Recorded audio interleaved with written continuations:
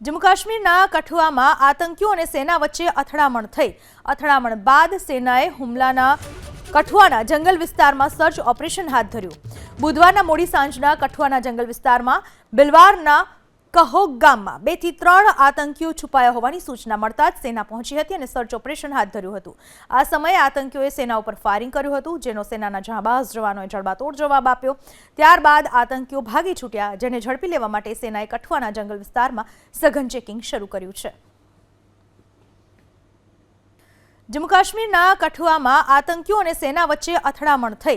અથડામણ બાદ સેનાએ હુમલાના કઠુઆના જંગલ વિસ્તારમાં સર્ચ ઓપરેશન હાથ ધર્યું। બુધવારના મોડી સાંજના કઠુઆના જંગલ વિસ્તારમાં બિલવારના કહોગ ગામમાં 2 થી 3 આતંકીઓ છુપાયા હોવાની સૂચના મળતા જ સેના પહોંચી હતી અને સર્ચ ઓપરેશન હાથ ધર્યું હતું।